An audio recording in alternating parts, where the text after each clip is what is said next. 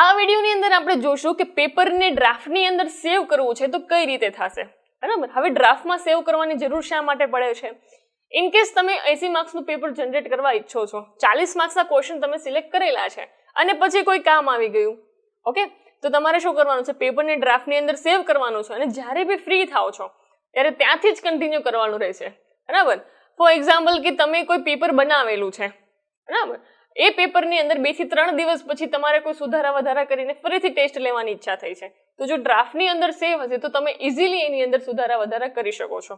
તો આ ડ્રાફ્ટની અંદર સેવ કઈ રીતે થશે? માનો કે અહીંયા મેં કોઈ ક્વેશ્ચન જે છે સિલેક્ટ કરેલા છે ઓલરેડી, આ ક્વેશ્ચનને મારે ડ્રાફ્ટની અંદર સેવ કરવા છે, તો ઉપર જો ડ્રાફ્ટનું બટન આપેલું છે સેવ ડ્રાફ્ટ કરીને, બરાબર. સેવ ડ્રાફ્ટના બટન ઉપર જેવું તમે ક્લિક કરશો એવું તમને નામ પૂછશે કે આ પીડીએફ કયા નામથી સેવ કરવી છે, બરાબર. તો તમારે શું કરવાનું છે? કોઈ નામ આપી દેવાનું છે અને સેવ ઉપર ક્લિક કરી દેવાનું છે, બરાબર.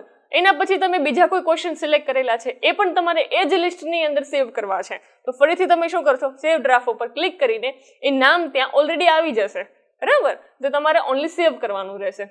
હવે ઇન કેસ તમે કોઈ બીજા ક્વેશ્ચન સિલેક્ટ કર્યા અને બીજું ડ્રાફ્ટ લિસ્ટ બનાવવું છે, તો જે નામ ઓલરેડી આવે છે એને હટાવીને તમે કોઈ બીજું નામ આપી દેશો તો તમારે બીજું ડ્રાફ્ટ લિસ્ટ ત્યાં ક્રિએટ થઈ જશે. હવે આ ડ્રાફ્ટ લિસ્ટ તમને બતાવશે ક્યાં? તો મેન્યુની અંદર તમને સેવ ડ્રાફ્ટ લિસ્ટ કરીને બતાવે છે. જેવું તમે એ ડ્રાફ્ટ લિસ્ટ ઓપન કરશો, બરાબર, તો તમે જે લિસ્ટમાં નામ આપેલું હશે એ લિસ્ટ ત્યાં તમને મળી જશે.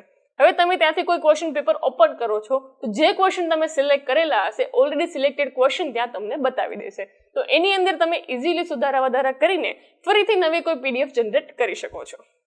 Thank you.